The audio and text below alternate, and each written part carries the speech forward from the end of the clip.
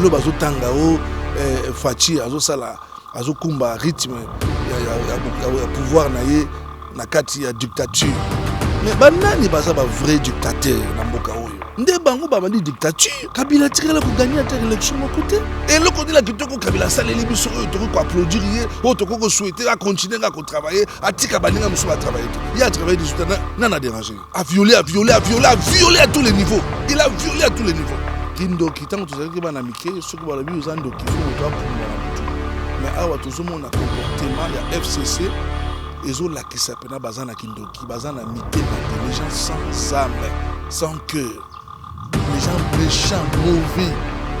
Bazana Poussa Kakaya Boumengo Nabango, va gagner, va fortune Yamboka. Est-ce que vous vous imaginez?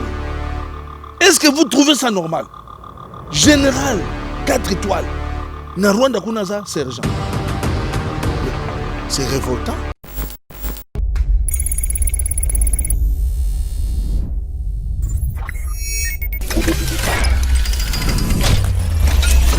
Mesdames et messieurs, bonsoir, bonjour partout, Bozolanda Biso, Yeba TV, Boza, Ebele, Akolanda Biso, Bisika, Nyoso, Bozali, Matondo Mingi, la fidélité, pour la confiance, au Bozo Pesa Biso, Yeba TV, Toza toujours, Wana, Kosei, la Bino Moussa, pour la souci, intérêt, Yamboka, Nabiso, ya République démocratique du Congo, Ezalimboko, Yokolo, Ndimaki, tous à la Congolais, yemoko na volontaire, tous à la Congolais. Et matondo mingi na équipe mobimba technique, eux accompagnent biso banda début année, tu tozo comme na fin année, oyo wana tozo mona Maiki Kiswaka, tozo mona HD Konde, Rabi Mukoko, et DG Shadraki, Eric Mubiala, et Faye Mobimba Yeba TV, merci beaucoup vraiment. Et Boza Ebele. Lelo on émission na biso ya éco-politique, to yambeli bino mbalana ya liboso ale kanakat na plateau na biso Yeba TV, azali kombo na ye, monsieur Josué Biemba. Son atangi Biemba, bino mo boyebi déjà Biemba, bino mo bokende ko mituna ba, eza question bino mo bokende ko mituna ba mituna Josué Biemba, c'est mon père.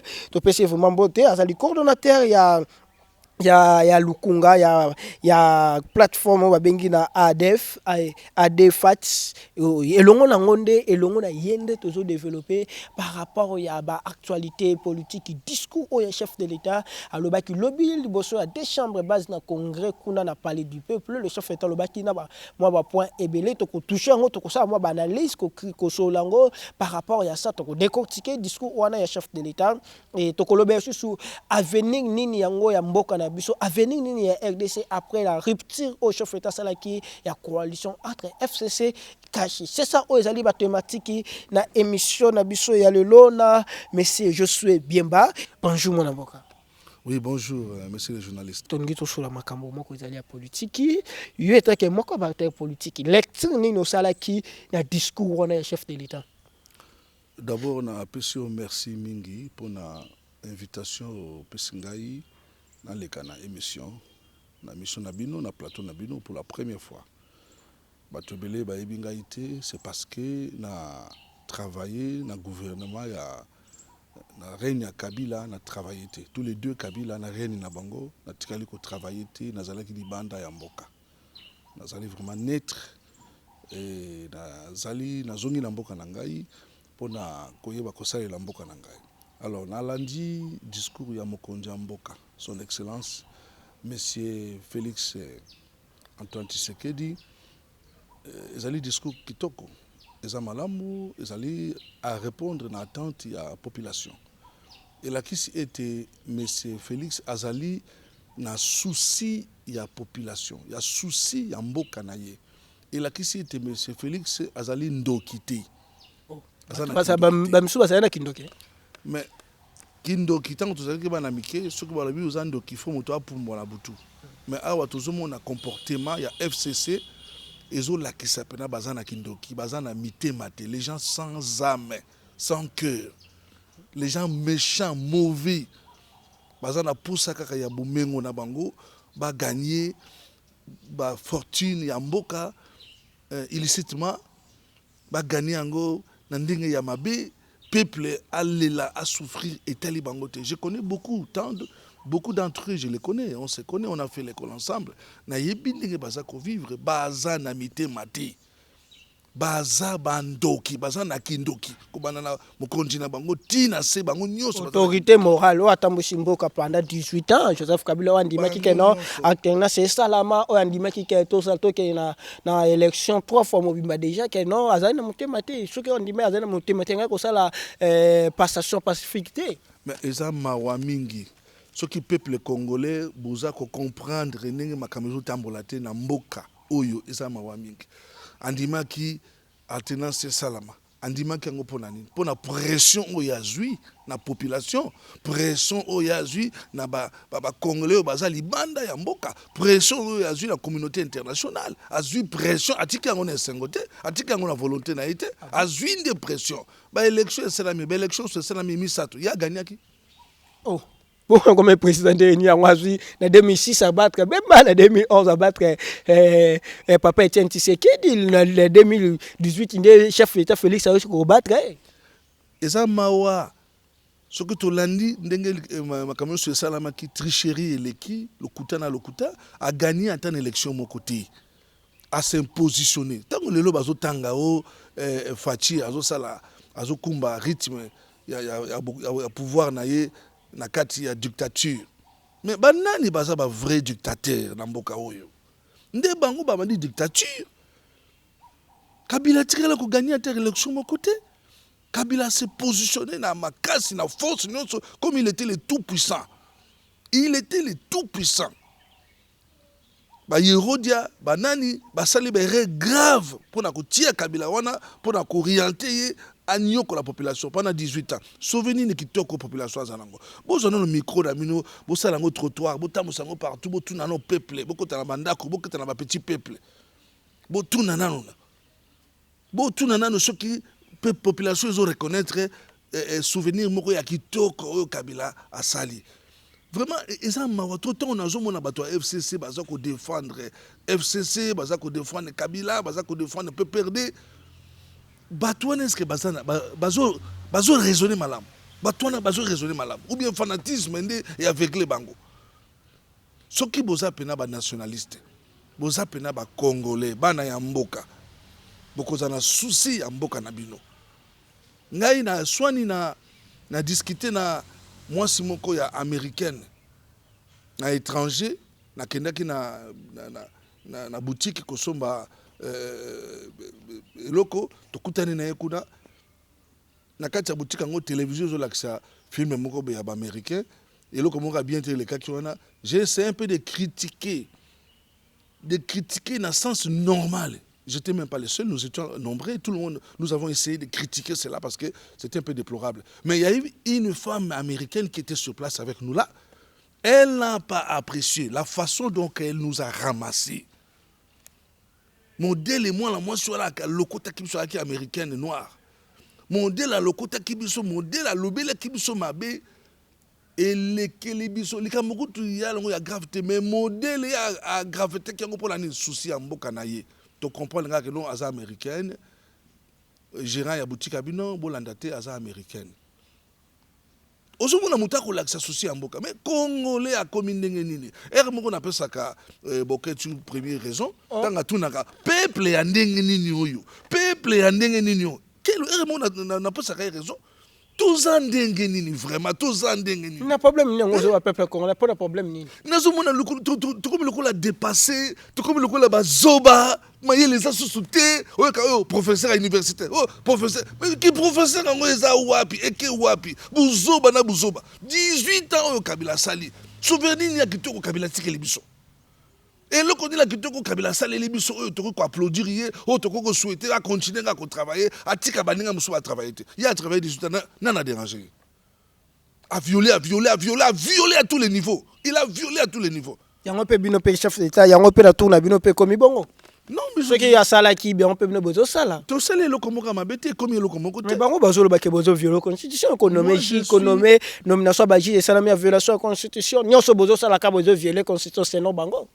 Non, écoutez, il faut tout le voir makamundenge zali. Moi dans ce pays je suis naître. Parti mo côté na ba parti no sotwana e ibinga blasphème mo côté na kotaki. Je suis naître. Mais n'a commis que soutenir son excellence Félix Tshisekedi ndenge na moni vision na ye nazotala plan de société na ye Plein de choses. Na kati yote. Olobi ozo soutenir chef d'État lelo oyo parce que nous avons une vision et plein de sociétés na yo ko ko et lo koni éthique yo. Oya ko soutenir chef d'État na vision ko démontrer biso yango parce que pa congolais bazo mona oui ko lo ba bien plein de sociétés de tout mais plein de sociétés d'autres personnes ba maman marché ba na biso ba yebi même pas plein de sociétés mususu mais yo ko décortiquer biso nini pousser yo au soutenir chef de l'État. Bien sûr na longoli na lunette pour na ko expliquer clairement que ntango natali modèle mokonzi mboka aza kotambusa mboka ba idée na ye vision na ye nde eflate ngai nazala sima na ye eflate ngai nakoka ko soutenir ye projet de société na ye eza kitoko mingi soko otali na espace ya 2 ans parce que pendant 18 ans oyo Kabila na bato na ye basali tomoni eloko moko ya spécial ya grave oyo marqué penza ezate tomoni te asali moi makambo mosusu mike asali na moni ba boulevard bani na sali tout ça là mais mabe eleki malamu oyo asali par contre ndeko na biso Félix mwana ya mboka oyo toyebi tata na ye toyebi mama na ye toyebi skauta asa mopaya te na mboka oyo nga naza moluba te bukanisa teke naza moluba non naza nanga moluba te naza moluba te naza pe natala ndambo ata 1% ya baluba naza nango te mais nakotala ndeko oyo bolingo alakisi yango mpo na mboka en espace de 2 ans simplement au lieu de 18 ans 2 ans kaka oyo Félix aleki asali plus de asali ba œuvre plus de 28 œuvres oyo nga na yebi oyo mususu na yebi te oui plus de 28 œuvres oyo nga na yebi mususu na yebi yango atati espace a déjà plus de 26 toza bande ko bolanda biso espace à 2 ans d'abord gratuité et enseignement est-ce que président partant président sortant plutôt akoki kosala ngo te gratuité et enseignement na Gabon gratuité et enseignement ezali muta kotanga banda gardienne comme le maternel tant on a besoin de gardienne banda gardienne ti aussi si primaire na yo okofuta à l'école té obani sous collège otobengi CO premier CO deuxième CO okofuta à l'école té obani sous lycée OK ti aussi diplôme d'état okofuta au contraire ce qu'on comme à niveau humanité l'état né aza kofuta yo bourse na Gabon et puis na bamboka ebele kaka Gabon te na Afrique wa na Afrique je ne parle pas de l'Europe et autres l'état azo futa yo etango comme étudiant kutu l'état azo futa yo ba bourse na mbongo ya ebele à peu près 500 quelques dollars par mois Kabila atikala ko sala biloko na ngata akutaka ba bourse eli mois Félix aleki gratuité enseignement to moniango malgré bango kaka FCC bazoko bunisa balingi gratuité mitema mabe lokola bango basala ki yango te moninga ye ko sala ngo ba moni mabe. Je te dis c'est compliqué. Deuxièmement, paiement il y a 15 500 enseignants. Parce un pays 15 000, écoutez bien les nombres. Je parle de 15 500 enseignants. Donc, qu'est-ce que je raconte? 155 000 enseignants. Excusez-moi, ce n'est pas 15 000, c'est 155 000 enseignants. Basé impayés pendant plusieurs années. Je parle de 18 ans impayés. Depuis Babana Moussala, Foutamate. 18 ans impayés. Donc, des reines, depuis à Kota, à Boya Kofouta Bango, basé belé. Je parle de 15 000 personnes, 15 000 familles. Un enseignant veut dire une famille. Un pays pendant 18 ans. Hier, Félix Sakoti a banni ko futa bango. Tala bino moko dimension ya mutema be wala kin dokite. Ya misato. Fin ya Ebola na l'est. Ebola. Maladie otobengi épidémie otobengi Ebola et régné pendant sous règne ya Joseph Kabila et régné. Atika loko sala ngote abuja ta douane a été alongolango. Mais Félix Sakoti, Ebola, ici. Et tu et machin, mais ils ont sauté. Bien. 4. Tout le monde est soutenu. Réhabilitation des routes. Bah, route ming. Nathalie, la télévision, documentaire, moi, bah, Evro, mon konzambo, ka sali. Bah, route est belée à réhabiliter. construction de nouvelles écoles. Et ça, il n'y a pas ce jour où on a les balakisi école ndenge zalaki, na ndenge komi. Na intérieur, na Congo profond, RDC profond. Bana baza kotanga bavandi na toto, bavandi na se, na mabele. Mon Dieu, c'était comme ça là. Hier, Félix a tongi ba école, a tongi ba école. N'a évité communication à présidence, je ne vous condamne pas. Pour l'année, vous ça la vulgarisation ou bien propagande, il y a ba œuvre, il y a chef de l'État. Félix a zoko ça la moussa les omonana. Ngai na moni yango na télévision et dépassé ngai. Chaîne moko internationale mutechaki yango. A tongi se ba école et belé à réhabiliter ba école et belé. À sali construction il y a une école ébélée. 450 nouveaux bis, 450 nouveaux bis Transco. Moussou tu peux où tu koya lo moussou c'est koya. On a 450 nazo ba oya ki tour aliboso. Tu rami ba lepe e koya. 450 nouveaux bis ya Transco et comme il biso. Alors que Transco kufaki nango déjà. Réflexion ba homme inikini. Inikini za université monene ya prestige na Afrique o etangi si ba to ébélé. Ba to ébélé ba outi partout ba ekotaka na inikini. Mais Iniki n'a été abandonné pendant 50 ans. Mais hier, Mokonzamboka a eu qu'à réflexionner Yango. Bah, homme ya Iniki n'a pas réflexionné. 8e point. Érection sous l'érection des sauts de moutons. Sauts de moutons, ils ont dit à Kitoko. Pour permettre, biso, de diminuer mon bouchon. Hein? Bouchon, il est trop. Bouchon, c'est-à-dire, embouteillage, il est trop. Ils ont sonné, ils ont dit, Libanda Yawa. Kotala yo za même na soni ya bongisi ati biloko wana tango ekozala fonctionnel na tango ekotambola ekozala opérationnel to komona ndenge embouteillage ko diminuer. 9e ouverture des diplomatiques de la RDC au monde. Pendant longtemps nous étions isolés. Coopération internationale sur le plan diplomatique et zalaki bloqué, étouffé, bouché à tous les niveaux. Ya abaniko fungola moko. Ozomona biloko azosala. En peu de 2 ans seulement. Relance l'exploitation des gaz. Pour la production de courant na biso Kwilu. A lancé yango exploitation de gaz pour la courant et salama na niveau à Kwilu et puis il y a Kivu plutôt et puis création d'emplois. Et qu'on peut ça ba emploi et belé ninga sala yango boy. On peut ça ba emploi et belé. Relance de CDM. CDM avec le remplacement de machines de plus de 60 ans à Matadi ou ça la makasu souté. Ba machine kufa et ça il y a relancer yango. 12e, relance de la MIBA et de production de diamants a repris. Production de diamants ils ont ngeli. MIBA ils ont produire diamants. Ba kamati ba kangi MIBA, ba fungoli o ya bango MIBA systématiquement.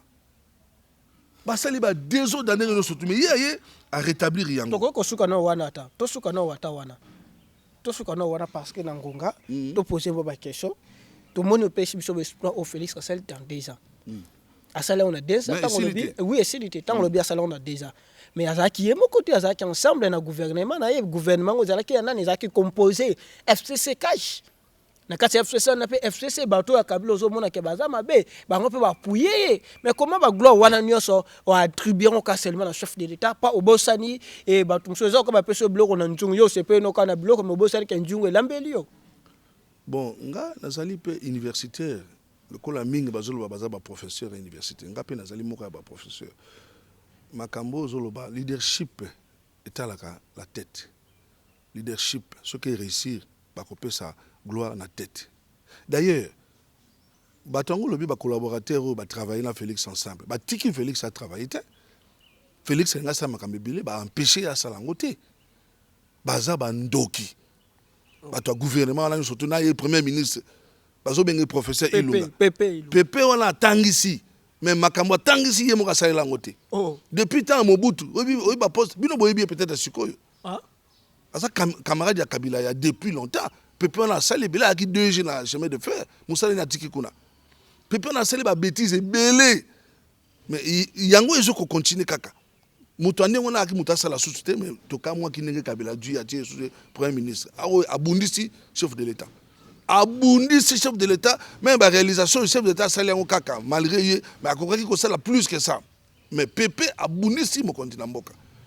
Donc tikelanga batuana baza bandoki. Discours du chef de l'État lobby malgré ba humiliation, malgré ba humiliation oignon soya sibir, malgré injure oya toléré et yango epekisa ki te ke coalition tambolo le chef de l'État parce que au cours ya année 2020 tout le monde qui ba finga chef de l'État ba bimisa ba ko ba yango te pekisa ki ke gouvernement etambola bien et c'est pour cela lobby que non vie ya coalition et comme qui paralysante a décidé qui a ta coalition. Est-ce que vous avez la même avis, vous avez l'ikanisimo que vous avez soutenir décision au chef d'État à Kopanza, à Kabouana, Kabila?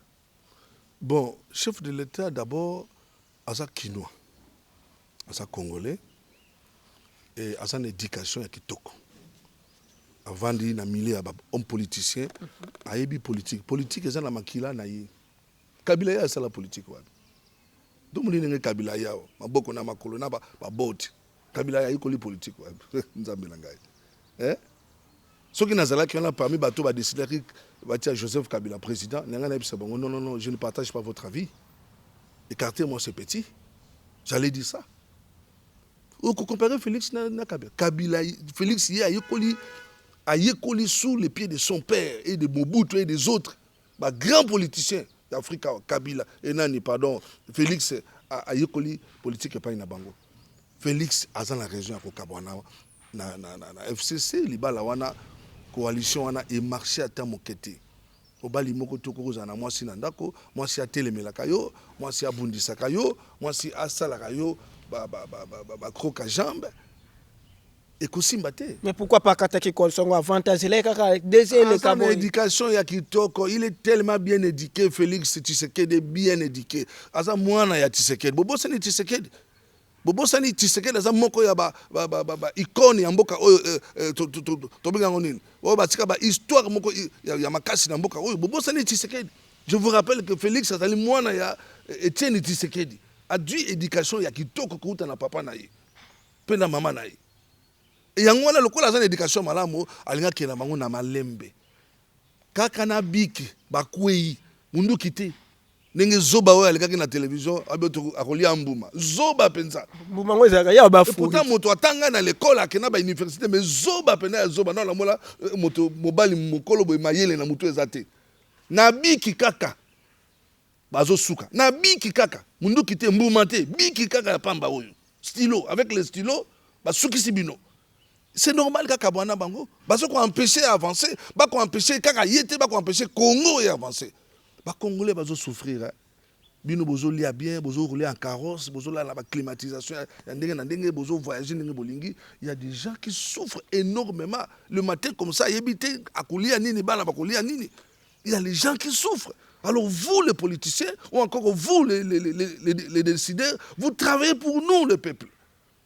Vous êtes nos travailleurs. Biso ne to tie bino na pour bosala la biso mosala. Bo tie biso à l'aise. Mais bino bo comme ça là, il y a bino moko. Vous travaillez pour vos ventres, pour vos familles. OK. Alors les Congolais sont abandonnés à eux-mêmes, le peuple sont abandonnés à eux-mêmes. Ndenge ba sepela. Yo moni ndenge ba sepeli tango coalition ne suki. Quand le président a annoncé fini la coalition, tu as vu comment les gens ont fêté. Comment les festins se sont organisés. Mais pas le bail qui a renommé informateur, le informateur mon raté parce que le bail qui a renommé informateur, le PP pas boy qui a démissionné, il y a le bail qui faut nommer informateur. Pour le profil ni ngo zo mona que informateur faut pour nommer nani. Na ebisi muno que Félix a bien éduqué, Félix azo ke na makambo na ndenge ya malembe soigneusement, tranquillement et soigneusement. À sa précédé, à nommer informateur. Mais laisse-moi vous annoncer, ce bon niveau d'informateur, parce que beaucoup de gens t'attendent.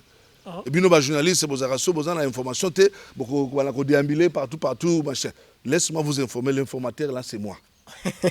Oui. C'est ça, yo. Mais yo, c'est quand informateur, on est alingai. Yo, on a une expérience, nous travaillons, puis expérience, nous avons une expérience. Ok, bah, il y a comme ça, là, bah, expérience, là, on a un avantage, après, le Congolais, expérience, nous avons. Émission oyo na yeko parler na expérience nangati na expérience mingi koleka Kabila. Na expérience mingi koleka batu mingi FCC wana na expérience koleka bango. Mingi. Mais expérience ni Kabila zango. So kité ya kosala mabe. Ce qui était le peuple congolais. Ce qui était détruire mboka na biso. Ya ko s'enrichir. Il y aura ce qui nga batenga président ou bien l'équipe vous votez un président to ou l'équipe singa premier ministre na ko yiba na dans ça ndenge bango ba sala wana. Jamais na ça la conscience. Na lingi Congo. Na lingi de konangai. Na conscience. Dans le monde ndenge bato bazo souffrir. Na conscience. Na ça quinoa, na ko jamais kolinga na détruire mboka na mopaya. Te mopaya na ko détruire mboka. Naza na expérience ko le kabango nyoso wana bato FCC wana mawa nazo kala bango ne mawa ba mususu ko ye wala ko taza cousin na ngai yo le ki arimo fa expérience mingi wana baza tozana bango mboka moko oh oui yo le ki nanga na expérience tikela nga bato wana nanga muto organiser élection a soit élection passation pacifique ya pouvoir yo le ki expérience organiser l'élection et ça fin du monde et l'équipe mathématique n'a pas na l'équipe bangonio soninga bazana ba ibilo côté na dans l'expérience mingi na travaillé non j'ai travaillé j'ai géré des entreprises j'ai géré beaucoup de choses j'ai travaillé toute ma vie na za abrututé na bibi de nulle part non j'ai fait l'université j'ai travaillé j'ai beaucoup d'expérience plus que tous les gens de l'FCC là-bas nemi wana ba professeur tala qui professeur tout le monde a sur le terrain. Il y a titre professeur. Voilà, ça là qui professeur, tout le monde qui professeur. Au moins, il y a Gabon. On a pris cet exemple Gabon parce que j'ai beaucoup côtoyé ces pays-là. Président de la République, fait paix à son âme, le fait président Omar Bongo. À Longola, professeur, voilà, toi, tiens, bateau, bah, niveau makasi mingité. Moussa le Salama qui makasi. Il est mort comme un roi. Peuple naïe, bah, linga qui est. Pourquoi? Parce que, il a souci à peuple naïe. Kutanga batu wana ba aventurier pampa ba teki maele likola mbongo ngana kuteka maele ngali likola mbongo mon dieu na teki dignité la ngai na kamata patrie na ngai na saboter yango na teka yango pona mbongo mais mbongo tango tokufa ketika la tango tokufa mbongo tika la moto amone ngo pasita ya zio azo ko respecter kaka autorité morale ya quand même moi autorité respect na autorité morale baba ndako sala yango na makambo wana esili kamuto ya na début nango pe na fin nango nini esili au moins temba kuna zokima na lwala bazo la sabino ke autorité morale za toujours na forme azokima mama mba croche wana eza message ya mobimba to pekisi akimate eza message azali déjà mwana mboka asali musala na mboka oyo atambusi mboka oyo tous en respect pour naé aza libre ya kokima aza libre ya kovanda machin to pekisi ete to boyine système naé et continuer mboka échanger surtout toi le problème na Kabila c'est notre frère c'est notre petit frère oh oui c'est notre petit frère à Ovanda moi mshika quand même moi président de la République moi non c'est le petit frère bon sur président qui ya no baza so ya no te posa comme président de la République moi j'ai des grands frères sur na comme le premier ministre qui ya kotikala ya oui, c'est notre petit frère. Donc, tout ça, le problème n'a été, la famille n'a pas vivre là tranquillement. Nous, on dit que Mboko est un Mboko hospitalier. Le Congo, c'est un pays hospitalier. Et à Marabatmios, à combien plus forte raison, moto à Tamusa Mboka. Avant question, moi, avant dernière question, sur Mike Limbisa, et dans l'année qui Moïse n'a pas chaîne Moko international, à l'objet qu'il y a le Kwazaka contre Moïse Katouma, Belo Kwazaka contre le chef de l'État, parce que le chef de l'État, le bâti qui est non, et a fouiné dans les passés. Est-ce que ça même a fini? Mais bien sûr, à finir le passé, sur la finir le passé, combien de bateaux à retomber Kabila Roko et Morotin. Surtout dans le passé, tu Hollandais depuis Mobutu. Le président Mobutu a travaillé dans ce pays, il n'a pas détruit ce pays comme le président Kabila. Non, moi je préfère Mobutu que Kabila. Je préfère l'angata Mobutu que Kabila. Chef de l'État a beau fouiner, a la raison. Parce que le Congo, c'est un pays laïque. Ils ont mboka ya kimia. Chef de l'État lengi kimia ils en mboka. Aboyi des ordres, aboyi côté. Moi jusqu'à présent, la prison sur il n'y a pas de prisonniers politiques basati. Bah na ba prisonnier politique. Quel prisonnier politique? Henri Maja za prisonnier politique. Pas prisonnier politique, te basali bambe ba la bango kangisi bango kuna, ba prisonnier politique wapi. Matondo mingi. Chef de l'État, excusez-moi, monsieur le journaliste, chef de l'État aboyi ko fouiner par lengi kimia na mboka. Abibo, oyo bozwa ki boli ya likambote mais to tika to bongisa mboka na cette fois-ci. Mais batika ya sala mosala, batika ya bongisa mboka, batika ya mboka kende liboso. Je suis pour le chef de l'État, monsieur, son excellence, monsieur Félix Antoine Tshisekedi, n'a pas pour y. L'informateur que vous attendez, je suis là. Attendez officiellement lorsqu'on va me présenter, je vais faire le travail comme il se doit. Nakosunga mboka na ngai Congo, nakosunga mboka na biso bandeko na biso Congo, nakosala ete tozala bomoko, tosala mosala ensemble mboka na biso ekende liboso. Question à Souka, pardon, Mike Limbisa. Nazo 500 kamibalo le chef était au bana discours na yeke non et azako sala azako créer école de guerre pour na ba armée na biso et deuxièmement lobby sous sabi que non tu les 31 les 30 les 30 juin o to feta indépendance na biso akoya na ebembe ya Lumumba ko lolenge balubaron la lingala ke ebembe na ye koya officiellement na mboka na biso est-ce que zali eloko mo ya bien? Bien sûr. Attends. À moins que vous ayez ndoki na kati na motema na yo pour mona makambo Félix azo saleza mabe. Ce que totali idéologie oyo Félix azanango. Totali vision oyo azanango. Makambo nyonso azo sala. Eza ya malamu. Eza pona profit à peuple, profit à mboka. Les kambo mabe eza wana te. École de guerre eza pona avantage na biso. Armée na biso et comme il négligé. Armée na biso ba formation ezali mais eza vraiment adéquatité. Armée la biso est écartée parmi les armées africaines. Il y a des gens spécialisés, armée la biso, école de guerre. Il y aura sûr que l'école de guerre est la biso depuis. La bêtise nous sommes dans l'Est, il y a que ça. Il y a que ça. Il y a que ça. Il paye Miki, Zingi biso. Il paye Miki, Mobutu Mobutu Kebisa Kadhafi, Meka Okomona, Kadhafi Banga. Il paye Miki, Zangatina. Ils ont sakana na biso. Parce que baby que ndeko na bango ndoki wana apesa bango feu vert ba kota ndenge balingi ba sala ndenge balingi moto aza général pas na biso 4 étoiles na Rwanda kuna asa sergent. Est-ce que vous vous imaginez? Est-ce que vous trouvez ça normal? Général 4 étoiles na Rwanda kuna asa sergent. Mais c'est révoltant. C'est révoltant à moins que vous en makila congolais té. Soza makila congolais ils ont pesa kanda. Il y a un appel parfois raison na vie ngai mokia ba réaction na ye ba kanda za kana wana azana raison azotala ndenge mboka zo beba ndenge mboka zo kende ba dongolo miso ba zoba moko batanga kutu l'école malonga te te kutu kutu ba utati ba pesi bango ba poste en des autres et vous trouvez ça normal? Non. OK. Je ne suis pas d'accord. Merci beaucoup Tokom Nasuka. Tant on y a cette information que Zala Tokoya et Panayo parce que Bandeko ba mesane na ilomina yo même semaine on les akoya Tokolunga Kozol juste parce que Marambaro Lobeza est belé na yo mais tozo muna ngongande to kim dernier temps message il pesa na ba congolais on y a sobatu kolanda osiko message nazo pesa na peuple congolais pour na kosukisa émission oyo na lobi boye bandeko na ngai to fungola miso to la pongité to fungola miso to yeba ko soutenir mokonzi ya mboka azana souci ya mboka to yo kamakambo internet azoloba ça et là bato azo critiquer bato azoloba fayu la lobby kuna lobby machin to yo kango te ezala ba bino bozana diaspora kuna boyoka biyoka yokati bazo kundima oyo Félix aza ko sala te ezala moko azoleka na télévision professeur Yumbi azondima Félix ata mokete mawa mingi mwana mboka yango motema nini tonda boye ke tongo ya ndenge nini wana Félix azoluka kimia na mboka to soutenir ana besoin na biso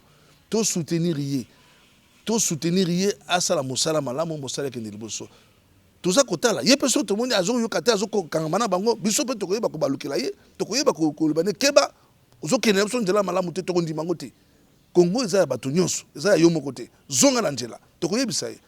Donc s'il vous plaît ngana komi na tindela ke message avant ça le discours na bitala discours no malamu to yoka susu te ke ozo continuer na libala wana to yoka susu te ozo soutenir bango ozo couvrir bango comme parapluie na bango non mais Nzambe asali grâce au tomoni discours na ye akati abomi libala wana esali biso malamu to lingi mokonzi na mboka ndenga zali entouré na basali Nzambe ndenga zali vraiment koyoka pe peuple eza malamu minga travailler pour na peuple asa travailleur na biso patron na biso te.